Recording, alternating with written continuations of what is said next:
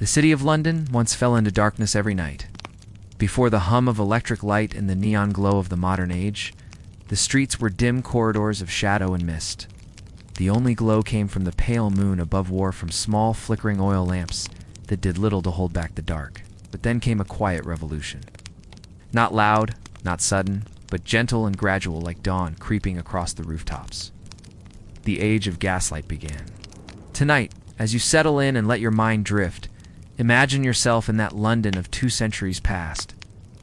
The air is cool and damp. The cobblestones glisten with a fine sheen of mist. A faint hiss and a soft flare of light bloom against the fog as a lamplighter touches his pole to the glass lamp above. One by one, the lights awaken steady flames behind their glass shields, spreading warmth and a gentle, golden rhythm through the streets. In this story, we'll explore what it was like to walk those nightly rounds. To learn about the people who lit the lamps of old London, the engineers who made it possible, and the forgotten labyrinths beneath the streets that carried the city's light. And finally, we'll look at the contrast, the humble lamplighter on the streets below, the glittering drawing rooms of the elite, softly illuminated by the same gas that flowed through the city's pipes. So take a slow breath. Let the image of fog and light and quiet footsteps settle in your mind. This is the story of the people who lit the gas lamps of old London. Imagine the city at dusk. The last traces of daylight fade behind the soot-dark rooftops. Shopkeepers pull in their displays, closing shutters with a familiar clatter. The smell of coal smoke lingers in the damp air, mingling with the faint metallic temps of the River Thames. And as the shadows lengthen, a figure appears. Wearing a long, heavy coat and a cap pulled low, he carries a pole, sometimes with a small ladder, sometimes with a torch fixed at its end. This is the lamplighter, beginning his evening round. His work is steady and rhythmic. Step, pause, raise the pole. Soft click as the lamp door opens. The faint hiss of gas meeting flame. Then light, small, steady glow, pushing gently back against the darkness. London's first gas lamps appeared in the early 1800s. And for decades afterward, lamplighters became a familiar sight, moving slowly through the streets, their pace measured and sure.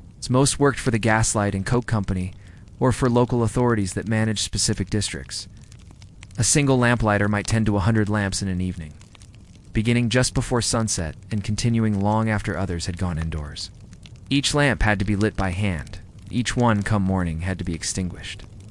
So at dawn, the same figures returned, poles in hand, to reverse their work, turning off the small brass tap or snuffing the flame inside the glass. The job required both patience and routine. In fair weather, it was quiet work. But in winter, it was harder rain, freezing on the cobbles, fog thick enough to make the lamps themselves vanish from sight. Still, the rounds continued. Through sleet, through mist, through the deep, still hours before dawn. The lamplighter's toolkit was simple. A long pole, often hollow, with a taper or a pilot flame at one end. A set of wicks and small tools for cleaning and trimming, sometimes a flask of oil, though later versions relied purely on the gas supply from underground. Maintenance was part of the rhythm too. The lamp might sputter or burn unevenly, its glass blackened by soot. The lamplighter would pause, open the little door, and clean the inside with a cloth before lighting it again. Sometimes he would have to replace the mantle's small, delicate structures that glowed with a warm, steady light once the gas passed through them. The pay was modest but steady. It was work that offered a kind of quiet dignity, predictable route, familiar streets, a visible result. At the end of each night, a path of light stood behind them, marking where they had been. Some worked in pairs, one lighting, while the other recorded faults. Others worked alone, with only the muffled sound of their own footsteps for company. You might imagine them passing down narrow lanes of Soho, or along the wide avenues of Bloomsbury. The lamps stood at even intervals, casting circles of warm gold on the wet stones below. Between them, darkness lingered, a reminder of how thin the line between light and night once was. Occasionally, a passerby might stop to nod in greeting. A carriage might rattle by, its wheels echoing between the houses. Somewhere in the distance, the bell of St. Paul's Cathedral might sound the hour. And through it all, the lamplighter continued lamp after lamp, step after step, hurried, precise, and patient. By midnight, the streets glowed with hundreds of small flames, steady as stars. The city, once hidden in shadow, had become something different, illuminated labyrinth of stone and glass. For Londoners of the 19th century, this was more than convenience. It was reassurance. A lighted street felt safer. It made night less mysterious, less dangerous. And though the lamplighters' work was quiet, it changed how people lived after sunset. Shops stayed open later. Theatergoers felt more at ease walking home. The city no longer slept as early as it once had. And yet the lamplighters themselves remained nearly invisible, doing their work at the edge of public notice, fading into the same fog their lamps revealed. As you picture that quiet routine, the hiss of gas, the faint warmth of flame, the creak of boots on cobblestone, imagine how still the city must have felt when the last lamp was lit. A city at peace beneath its new man-made stars. Before the lamplighters, before the glow that spread through London's streets, there was an idea quietly forming in the mind of a Scottish engineer named William Murdoch.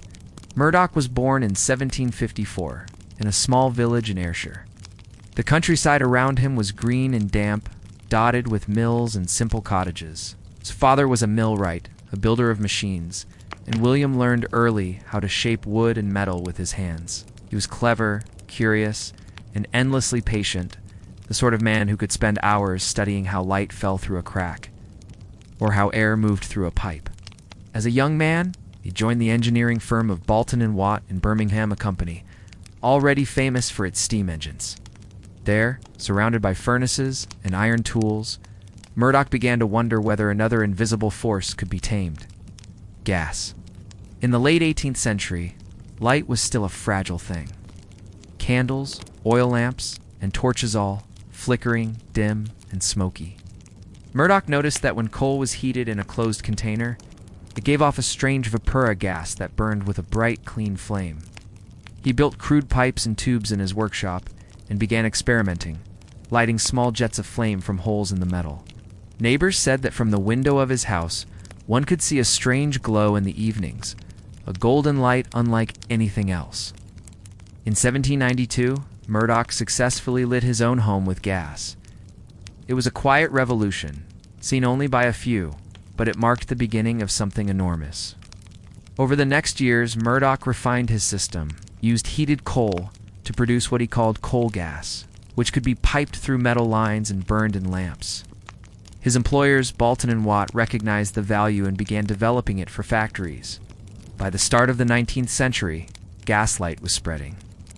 Factories adopted it first. It allowed work to continue long after sunset. Streets followed soon after. In 1807, London saw its first public demonstration of gaslighting along Pall Mall. People gathered to watch.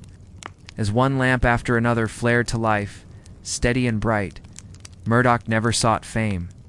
He was practical, quiet, content with the knowledge that his invention worked. But his work transformed the very rhythm of urban life. Nights became longer, safer, and more visible. The city began to shimmer after dusk. By the time Murdoch died in 1839, gaslight had reached cities across Britain and beyond, to Paris, Berlin, and New York. And somewhere, in the soft glow of a lamplighter's flame, his quiet invention continued its steady work, banishing darkness one lamp at a time. Beneath the streets of gaslit London was a hidden world, a maze of pipes, valves, and tunnels few ever saw. Imagine descending below the cobblestones. The air grows cooler, stiller. You can hear faint echoes above carriage wheels, footsteps but down here. The sounds are muffled, softened by earth and stone. The gas lines that carried Murdoch's light ran through this unseen labyrinth. Workers called them the veins of the city.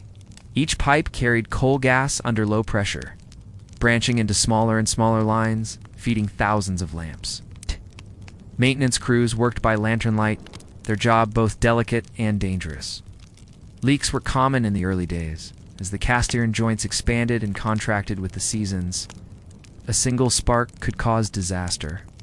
But despite the risks, they labored carefully, checking joints with soapy water, tapping valves with small hammers to listen for the hollow ring of trapped air. Their world smelled faintly of tar and oil, and the soft drip of condensation echoed in the dark. Over time, these tunnels connected with other underground system sewers, telegraph lines, and later the beginnings of the tube. Archaeologists today still find traces of the old gas infrastructure buried beneath modern pavements. Sections of the original mains, stamped with company marks, lie forgotten under layers of brick and soil. Some old service tunnels remain sealed off, their entrances hidden behind maintenance doors or bricked-up arches in basements. In a few places, faint scorch marks can still be seen on the walls, evidence of the gas flames that once hissed to life as engineers tested new lines. To walk those tunnels now, with a flashlight instead of a lantern, is to glimpse another side of the Victorian city, a world built for light, but hidden in darkness. The pipes that carried gas to London's lamps were not only technical marvels, but also symbols of trust. The city relied on them completely, day after day, night after night. The invisible network carried energy into the streets, creating a new kind of order beneath the surface.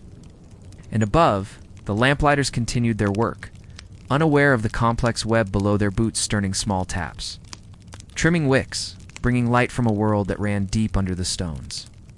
While lamplighters trudged through damp alleys and narrow lanes, another London glowed with a different kind of light. In the drawing rooms of Mayfair and Kensington, chandeliers shimmered with gas-fed jets, shaped like flowers or flames. Servants moved quietly through corridors, turning brass valves to adjust the brightness. The air inside was warm and faintly scented with gas and wax polish.